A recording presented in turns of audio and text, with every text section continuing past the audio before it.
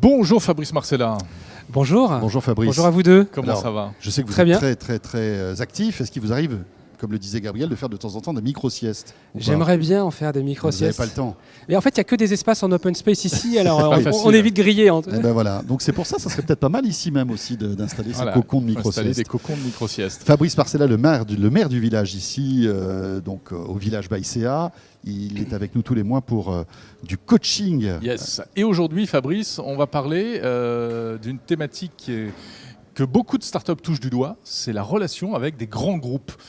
Parce que finalement, ce sont deux univers qui se parlent de plus en plus, mais c'est peut-être pas toujours Et facile. qui ne se comprennent pas toujours. Hein. Et non, qui ne se comprennent pas toujours. D'ailleurs, c'est mon job au quotidien de faire en sorte que les uns et les autres se comprennent. Alors pourquoi on parle de ce sujet? On parle de ce sujet notamment pour d'ailleurs des startups qui sont plutôt en ce qu'on appelle business to business, donc plutôt qui vendent un produit ou un service à B2B. destination des professionnels et donc des grands groupes B2B. En fait, c'est une relation qui est paradoxale parce que d'un côté, on a des startups qui nous expliquent que elle souhaite venir remettre en cause un leader sur son marché, que c'est la meilleure solution, c'est une solution qui va révolutionner un secteur. Et en même temps, pour pouvoir se développer, elles nous disent aussi, ces startups, qu'elles souhaitent travailler avec des grands groupes. C'est ça, c'est schizophrénique. C'est schizophrénique. Et de l'autre côté, moi j'ai des grands groupes qui, ayant conscience de tout ça, acceptent l'idée de partager le gâteau et de travailler avec ces startups pour pouvoir eux-mêmes faire de l'innovation, être plus agiles. Donc en fait, on est sur deux pôles qui à la fois s'attirent, mais en même temps se rejettent. Ouais. C'est ça la relation start-up-grand groupe Je au t'aime moi non quotidien. plus. Je t'aime moi non plus, c'est exactement C'est ça. ça. C'est comme si Uber avait besoin de taxi G7 pour pouvoir se développer et aller taper à la porte de taxi. Enfin, Oui. on verrait pas. C'est assez voilà. paradoxal.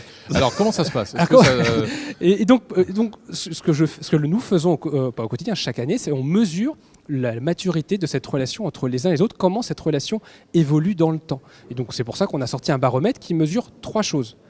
La première, c'est la rapidité. Quand on parle de rapidité, c'est la rapidité de prise de décision.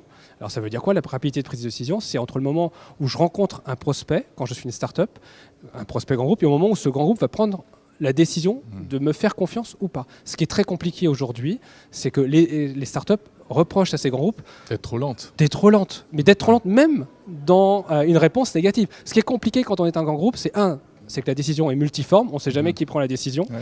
et deux, on ne sait pas dire non. Alors pourtant, c'est vital pour une start-up de savoir lui dire oui, mais aussi de lui savoir dire non pour qu'elle passe à autre chose.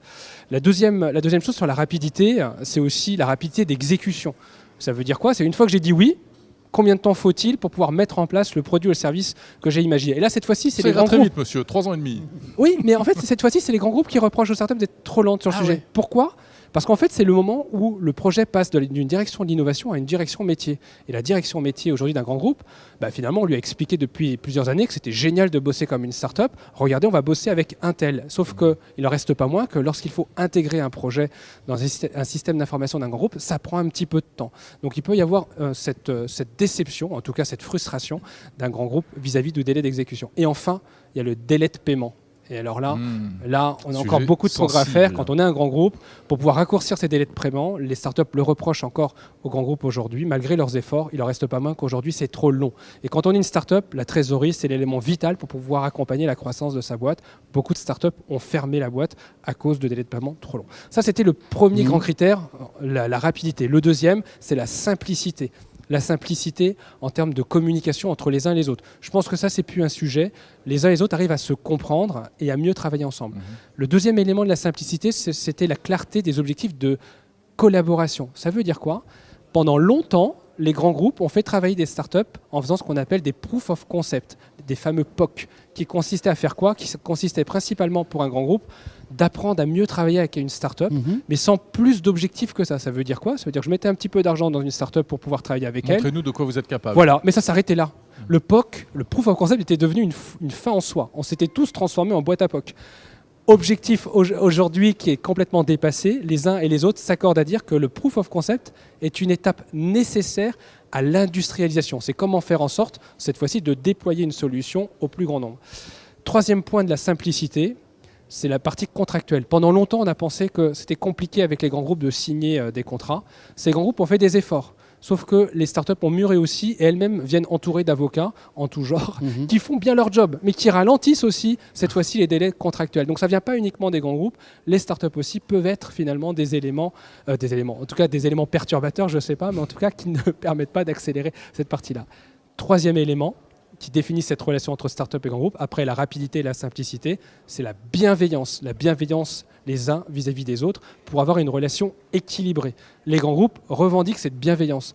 Rappelez-vous, il y a 5 à 10 ans, les grands groupes n'avaient pas le même regard porté sur une start-up. Ils cherchaient plutôt finalement à réintégrer cette start-up pour éventuellement l'absorber en interne. Aujourd'hui, un grand groupe accepte l'idée parce qu'elle risquait de faire concurrence. Parce que certains ne se sont pas priés de faire, notamment Silicon Valley. On a quelques exemples de ce type-là.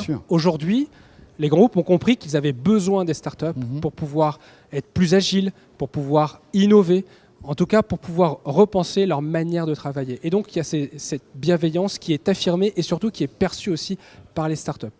Dernier point, on a posé la question aux uns et aux autres de savoir quels étaient les indicateurs de réussite d'une collaboration entre startups et grands groupes. Les startups nous disent que ce qu'elles recherchent avant tout, lorsqu'elles travaillent avec un grand groupe, c'est 1, du chiffre d'affaires, bien sûr.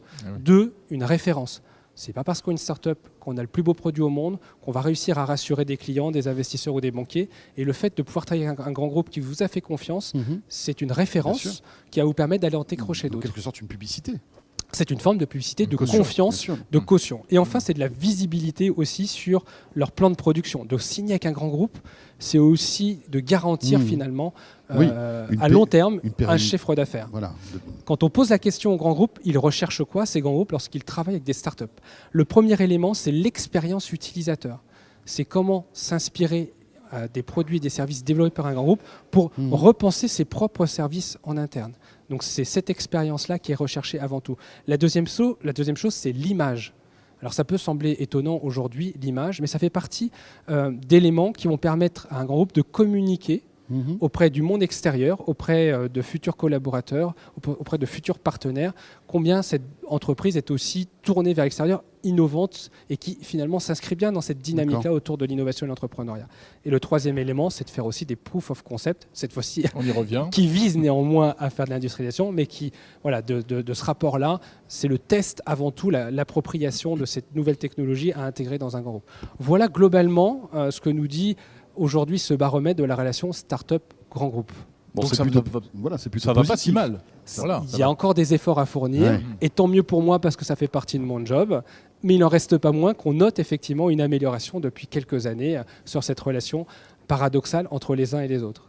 Très bien. Merci beaucoup Fabrice. Merci à vous deux. Merci Fabrice. En plus, tu as vu, on n'a même presque pas eu de questions à poser. Hein. Non, là, écoute, Fabrice, il est parti, là, il nous a fait son truc. Bravo, c'était super.